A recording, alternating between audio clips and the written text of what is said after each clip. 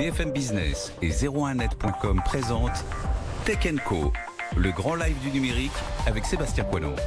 Le pitch, comme tous les lundis soirs à 21h jusqu'à 21h30. Donc, deux start-upers viennent se présenter, proposer leur idée, leur projet d'entreprise à deux investisseurs, deux VC, que je salue donc pour démarrer ce pitch. C'est Claire Houry d'abord, l'associée de Ventech. Bonsoir Claire. Bonsoir. Avec nous aussi à votre gauche, Guillaume Meul de Xange, associé également de Xange. Guillaume, bienvenue. Bonsoir. Merci de revenir nous voir donc dans le pitch de Tech & Co. Un autre Guillaume pour démarrer, c'est Guillaume Quaters, donc Move Your Buddy, donc B-U-2-D-Y. Exactement. Guillaume, bienvenue. Vous ne connaissez donc ni Claire ni Guillaume, ni leurs maisons respectives, on est d'accord ? Non, on est d'accord. Vous n'avez pas levé plus d'1 million d'euros ? Pas encore. Pas encore. C'est tout le mal qu'on vous souhaite si c'est l'argent que vous cherchez. Donc Guillaume, vous avez 2 minutes tout seul d'abord, et puis ensuite vous échangerez avec les VC qui vous poseront les questions qui leur passent par la tête. C'est parti. Alors moi je vais commencer par une évidence. Les activités sportives, culturelles ou de loisirs entre collègues fédèrent et tissent des liens durables. La problématique, c'est qu'ils sont souvent organisés avec des outils de messagerie, type des WhatsApp, des mails, des SMS, qui cloisonnent énormément. C'est-à-dire qu'on fait toujours les mêmes activités avec toujours les mêmes personnes. Donc nous, chez Move Your Buddy, on a décidé de créer un outil collaboratif qui va permettre à n'importe quel collaborateur de pouvoir créer une activité, un match de foot, une sortie running, un cours de yoga, un déjeuner jeu de société entre midi et 2. Et l'application va l'organiser à sa place. Envoyer les invitations, relancer les gens, gérer les listes d'attente, trouver l'activité, trouver le lieu, jusque gérer le paiement. Ça va avoir des points positifs pour les deux côtés. C'est-à-dire que le collaborateur d'entreprise, il va pouvoir, avoir une expérience qui est extraordinaire et multiplier ses activités et surtout gagner énormément de temps. Et du côté de l'entreprise, on va pouvoir animer sa communauté, décloisonner des services qui sont souvent très cloisonnés par le travail avec un usage loisir.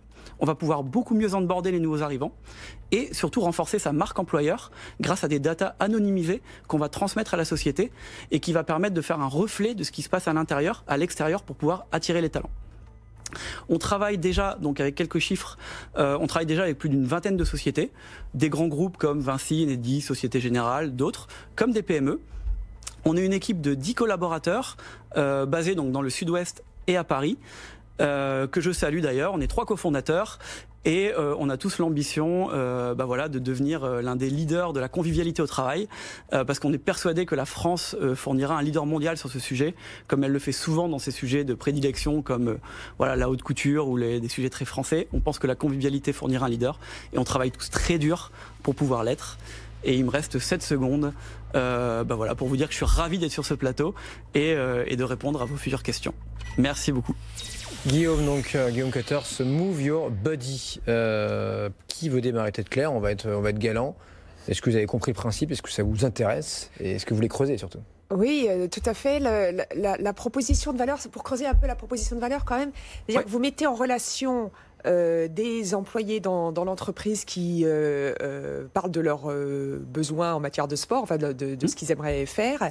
Et derrière, comment vous assurez que vous trouvez bien les bons partenaires en face qui vont proposer le sport qui est demandé par les employés ? Oui, exactement. Alors en fait, donc nous, on est sur le sport, la culture, le loisir. On n'est pas, il n'y a pas uniquement que le sport. Et en fait, globalement, donc les collaborateurs vont pouvoir organiser leurs activités ou formuler des envies pour justement trouver des nouveaux prestataires.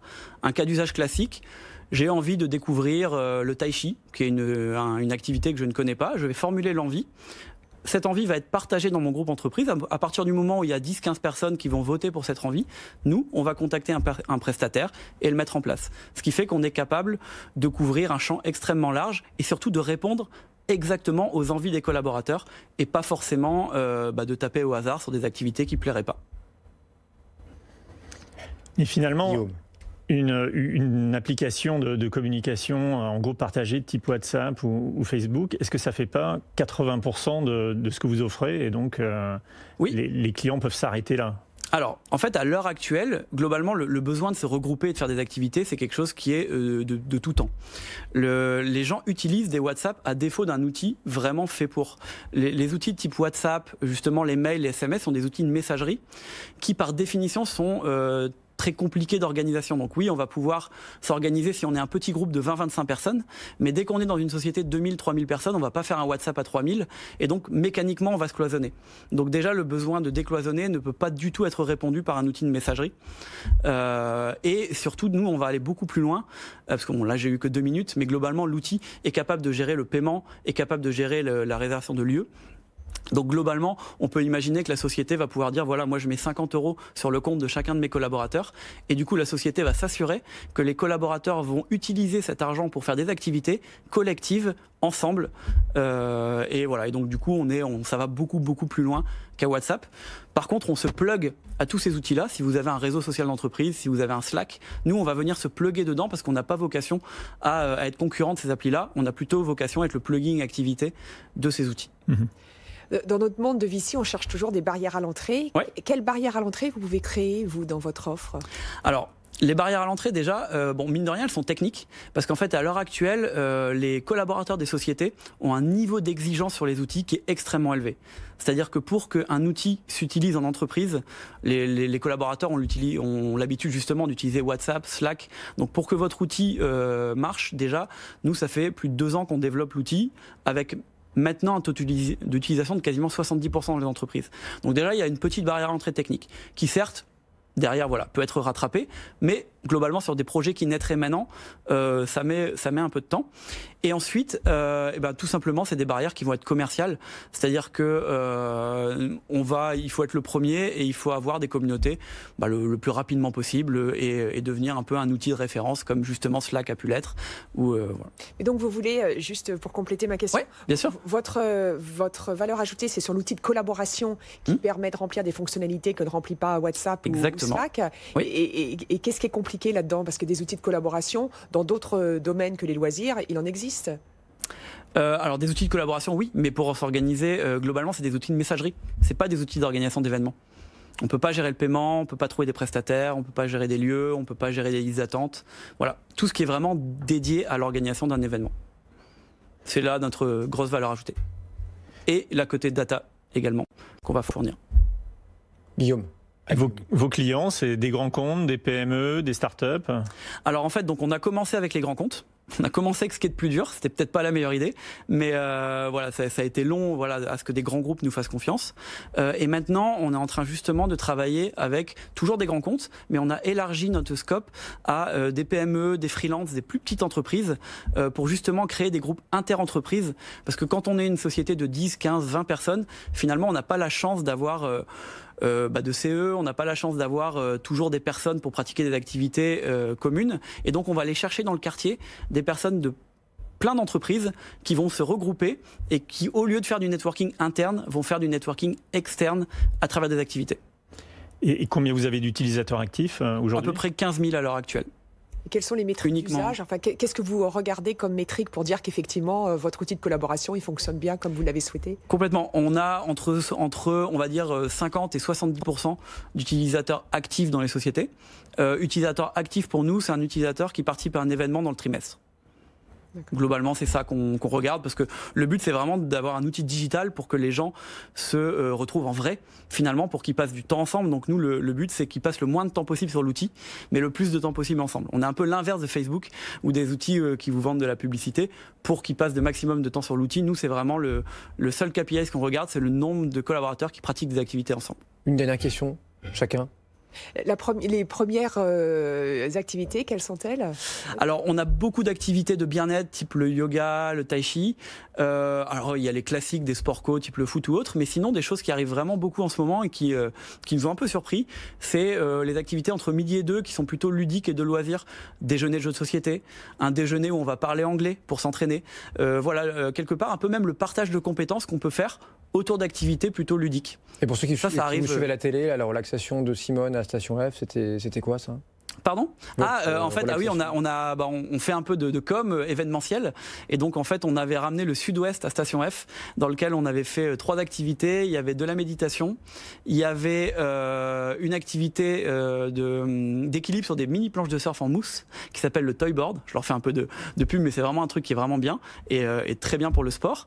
Et également d'une dégustation de gazpacho, et pour faire des gazpachos, ça montrait vraiment l'étendue des possibilités qui sont possibles sur Move Your Body, et puis ça permettait de ramener le Sud-Ouest à Station F et de fédérer les gens autour de choses fédératrices. Guillaume, ultime question pour donc, Move Your Body avant de passer à la seconde start-up. Quand vous rencontrez vos clients, ils vous parlent de quel problème ? Enfin, votre produit, il résout quel problème chez ces clients ? Il parle vraiment l'animation de la communauté. Parce que, en fait, globalement, quand on est une grande société, et voire même quand on est une petite, on n'a pas les mêmes problématiques, mais animer sa communauté, c'est extrêmement difficile. C'est pour ça d'ailleurs que c'est un sujet qui s'empare pas trop des RH, et c'est pour ça que les gens utilisent des outils plutôt grand public pour le faire. Donc c'est quelque chose que les sociétés ont un peu laissé de côté, parce que animer 10 000 personnes, c'est extrêmement compliqué. Il y a des gens qui ont des affinités complètement différentes, on les connaît pas, et ça demande du temps homme qui est énorme. Et donc nous, on a un outil numérique qui permet vraiment de répondre à cette problématique-là. Donc finalement, d'animer une communauté, c'est créer des liens à travers une grande communauté quand c'est une grande société, et à travers plein de petites sociétés quand vous êtes une PME. Guillaume Caters, merci beaucoup. Move Your Body. Donc on se retrouve dans 10 minutes après la seconde proposition, celle de Cédric, qui nous présentera Moonki dans un instant. On verra d'ailleurs dans quel domaine il évolue. Je crois que c'est dans le domaine de la mobilité, pour ne pas trahir de secrets. C'est juste après ça, donc nos VC restent avec nous, Claire et Guillaume, 21h15 dans un instant.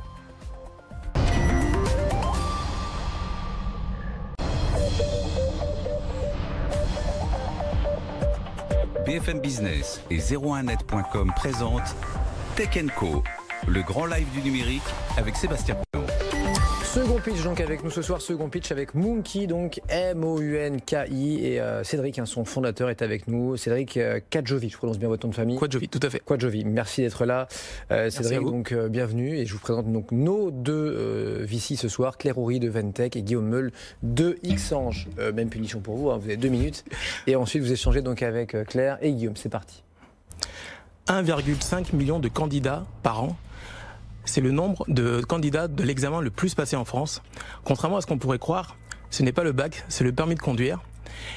Le permis de conduire est le premier levier d'accès à l'emploi, mais également le premier levier d'accès à la mobilité. Et contrairement à la fameuse couleur du fameux sésame, l'expérience du permis de conduire aujourd'hui n'est pas toute rose. L'image de l'auto-école aujourd'hui est mauvaise. Elle est mauvaise pour plusieurs raisons, principalement parce qu'aujourd'hui, ils n'utilisent pas d'outils qui leur permettent de mieux communiquer auprès de leurs clients et notamment de faire connaître leur savoir-faire. Du coup, aujourd'hui, ils utilisent principalement du papier. Et on sait très bien que les jeunes aujourd'hui, le papier n'est pas l'outil préféré et adapté en fait à leur type d'utilisation. Moonki, concrètement, c'est quoi ? Moonki, c'est une solution digitale, clé en main, unique, avec une application pour les élèves qui va leur permettre de savoir précisément et en temps réel leur évolution, leur progression au niveau pédagogique, savoir les compétences qu'ils ont acquises et les compétences qui restent à acquérir. Donc la formation va devenir ultra personnalisée. Les parents vont mieux comprendre ce pourquoi ils financent la formation. Enfin, l'enseignant, lui, de son côté, va disposer d'une application aussi simple et ergonomique qui va lui permettre de gagner 2 à 3 fois plus de temps qu'avec n'importe quel outil aujourd'hui papier.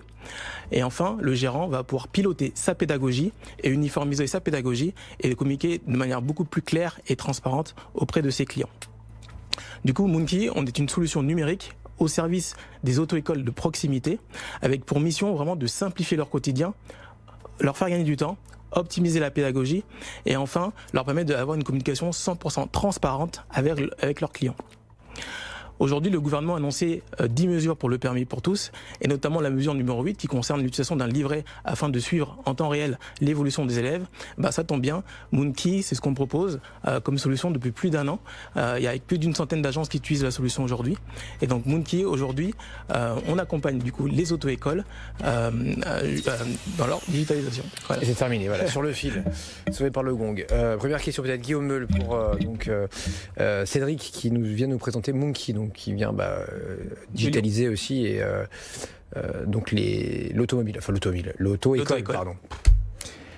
Le marché de l'auto-école, aujourd'hui, comment vous le voyez? Il est à la fois attaqué par des acteurs comme Ornicar qui arrivent et qui déstructurent ce marché. En même temps, il y a de moins en moins de jeunes qui veulent passer leur permis. C'est quoi votre vision de l'évolution à moyen terme de ce marché? Okay. Pour le premier point, effectivement, donc il y a des acteurs qui sont arrivés et qui ont pour ambition de disrupter le secteur, vraiment de disrupter et de détruire en fait un métier existant. Nous, en fait, on prend vraiment l'approche inverse en disant qu'on va accompagner les 12 000 auto-écoles qui existent sur le marché à se moderniser et à proposer des services vraiment qui correspondent aux attentes de leurs clients. Et par rapport à votre deuxième point, en effet, on constate que de plus en plus, les jeunes passent leur permis de plus en plus tard, notamment dans les grandes villes. En fait, à la campagne, en fait, c'est toujours au niveau de 15-24 ans. Mais dans les grandes villes, effectivement, ils passent le permis de plus en plus tard, mais ils reviennent toujours à passer le permis de conduire, et c'est pour ça que ce chiffre de 1,5 million de candidats, en fait, il ne faiblit pratiquement pas depuis plus d'une dizaine d'années. Dans cette solution de digitalisation, donc à destination des auto-écoles traditionnelles, qu'est-ce que vous leur apportez? C'est-à-dire que pour moi, si je schématise, c'est une plateforme de e-learning pour que eux puissent mettre en place développer leurs propres outils d'éducation, pédagogique. Qu'est-ce que vous leur apportez? Vous leur apportez du conseil pour savoir comment gérer un apprentissage, quel type de parcours doit être mis en place. Enfin, c'est quoi l'outil? C'est l'auto-école qui définit son parcours d'apprentissage, ou vous avez quelque chose d'assez standard que vous leur proposez? Alors déjà, la formation du permis de conduire est réglementée, donc il y a déjà des choses qui sont standardisées. Mais nous, vraiment, ce que nous on va apporter, en fait, c'est vraiment des outils très simples qui va remplacer en fait l'ensemble des outils papier qui aujourd'hui ont des limites. Les limites, elles sont lesquelles? Aujourd'hui, les élèves, quand ils sont en formation de conduire, du permis de conduire, ils ont l'impression en fait de progresser, mais en fait, quand ils sortent de l'auto-école, ils en savent rien. Ils savent pas dire s'ils sont en début, milieu ou fin de formation. Ils savent juste dire qu'ils ont fait 10 ou 20 heures ou 30 heures. Du coup, notre solution va leur permettre déjà de se situer et de les aider en fait à se projeter dans leur formation. Et donc du coup, à se réengager également dans leur formation. Et du coup, on va leur dire aussi les compétences qu'ils ont acquises et qu'est-ce qu'il leur reste à acquérir. Donc là, c'est vrai, on rejoint la partie e-learning et on va les aider en fait, on va accompagner l'auto-école dans cette modernisation et en fait dans cet accompagnement-là auprès de leurs clients et auprès de justement des élèves. Et on parle de quoi? Du code, de l'apprentissage du code ou l'apprentissage de la conduite? C'est une très bonne question. On s'occupe uniquement, nous, de la partie pratique parce que c'est là où on a vu qu'il y avait la plus grosse peine. C'est-à-dire que les élèves, aujourd'hui, sont vraiment perdus dans la formation. Et c'est là où, aujourd'hui, il y a vraiment un flou. On sait parfois, les auto-écoles rajoutent des heures. On ne sait pas pourquoi. Nous, avec notre application, en fait, on enlève ce flou-là. C'est parfaitement transparent. On sait vraiment là où on en est. Et si on rajoute des heures, en fait, on sait parce qu'il nous reste des compétences à acquérir. Et aujourd'hui, vous avez combien de clients et combien d'utilisateurs actifs? Alors aujourd'hui, on a commencé il y a un peu plus d'1 an à commercialiser. Donc aujourd'hui, on a plus d'une centaine d'agences clientes un peu partout en France, dans les DOM-TOM, en Guyane, à La Réunion. Et voilà, on continue à se développer. Et pour les utilisateurs actifs, on a plus de 10 000 utilisateurs actifs. Et ça constitue vraiment notre noyau dur, on va dire, puisqu'en fait, les élèves en fait parlent beaucoup de nous. Plus de 94% des élèves en fait recommandent Moonkey auprès de leurs proches. Et donc ça veut dire qu'ils vont aller dans la cour d'école et parler de Moonkey à leurs copains. Et donc du coup, à travers nous, ils parlent également de nos auto-écoles clientes afin de proposer ce nouveau service. Mais Moonkey ne propose pas de remplacer l'auto-école quelque part, ou d'avoir moins d'heures de conduite, ou est-ce qu'in fine il y a des métriques comme ça là aussi? Alors Moonkey, on n'a absolument aucune ambition de remplacer l'auto-école. Pour nous, l'auto-école en fait, elle dispose d'un savoir-faire pédagogique qu'elle est elle seule capable de maîtriser et elle seule capable d'avoir ce continuum éducatif. Par contre, nous on est là pour les appuyer en leur proposant des outils beaucoup plus modernes et qui leur fait gagner du temps. Je prends par exemple l'exemple de la fiche de suivi, donc qui est l'outil en fait utilisé par l'enseignant aujourd'hui, dans lequel en fait il va marquer à chaque leçon les points de faiblesse entre guillemets de l'élève. Et ben aujourd'hui en fait l'enseignant va passer beaucoup de temps à se répéter à longueur de journée, à répéter les mêmes remarques. Nous on a créé un système intelligent qui va lui permettre en fait juste de cocher finalement les remarques les plus pertinentes par rapport à l'élève. Et derrière tout ça, on va pousser du contenu à l'élève afin qu'il s'améliore et qu'il continue à avancer et à progresser. Donc votre client, en fait, oui, c'est d'abord l'auto-école. C'est d'abord les auto-écoles. Il y a aussi l'utilisateur final qui sont les élèves. Tout à fait. Ouais. Guillaume, Claire, une dernière question chacun. On cherche toujours des startups qui arrivent à se déployer sur l'Europe. Aujourd'hui, vous avez regardé comment étaient structurés les marchés sur les grands autres pays européens. Est-ce qu'il y a des similitudes? Est-ce que vous allez pouvoir pousser votre logiciel dans d'autres pays? C'est la bonne nouvelle, c'est que l'Espagne, la Belgique, la Suisse et d'autres pays ont un même système, un même modèle en fait de formation d'auto-école, comme les auto-écoles aujourd'hui en France. Et donc du coup, effectivement, on constate aujourd'hui que la plupart l'Union européenne est en train d'uniformiser en fait la formation du permis de conduire. Donc effectivement, on pourra se déployer dans tous ces pays-là en fait assez rapidement. Et chez eux aussi, c'est stable. Là, vous évoquiez ce chiffre d'1,5 million en France de candidats par an. Et Guillaume et moi, d'ailleurs, peut-être Claire aussi, hein, on était un peu dubitatifs. On a l'impression que les jeunes passent de moins en moins leur permis, mais vous dites que non, ce chiffre est stable. C'est stable, c'est constant, et effectivement, on constate un recul dans les grandes villes, mais sinon, globalement, en fait, il y a ce même nombre en fait de candidats par an. Voilà. Claire. Le modèle économique par auto-école, elle paye combien pour combien de candidats? Eh bien, on a un modèle économique qui est très simple, qui est basé sur l'enseignant, puisque c'est l'enseignant en fait qui procure le service. Donc aujourd'hui, on lance une offre spéciale, notamment pour l'été, qui est à 1 euro par jour par enseignant. Donc on propose notre technologie, notre service, de manière à le proposer de manière hyper accessible. Et donc juste à 30 euros par mois, l'auto-école va pouvoir s'équiper par enseignant. 30 euros par enseignant, l'auto-école va pouvoir s'équiper pour l'ensemble de ses élèves et l'ensemble de ses enseignants. Merci beaucoup Cédric, vous restez avec nous. Merci. On va rappeler Guillaume Quators qui était avec nous tout à l'heure de Move Your Body. Il faut choisir maintenant un Claire ou Guillaume qui de Move Your Body ou de Monkey pourrait demain être dans les portefeuilles de Xange ou de Ventec. Qui veut démarrer? Je peux démarrer. Allez Claire, qui se jette à l'eau, c'est bien. Les deux sujets sont un peu différents. Moi, j'aime bien Move Your Body sur le sujet de développer des outils pour que les employés prennent plaisir sur leur lieu de travail. Donc ça, c'est bien. Je pense que c'est dans l'air du temps. Dans les deux cas, je dirais qu'il y a eu une expérience utilisateur qu'il va falloir, que je vais devoir mieux comprendre. C'est-à-dire que, comme vous l'avez dit, effectivement, la collaboration, c'est sans doute le nœud. C'est pas facile de faire collaborer des employés, quel que soit le sujet, dans un contexte business ou dans un contexte plus de loisirs. Donc, qu'est-ce qui fait que vous, dans votre expérience utilisateur, vous avez quelque chose de plus fun, de particulier, qui fait que, oui, si j'ai envie de l'utiliser, régulièrement. Ok. Qu'est-ce qui fait? Alors déjà, en effet, comme vous dites, l'expérience utilisateur, c'est quelque chose de clé. Et j'y répondrai tout simplement, c'est la qualité de l'application, qu'elle soit mobile ou web, et le principe de vraiment dire j'ai une envie, j'ai un prestataire, quoi qu'il se passe, et de manière la plus simple possible.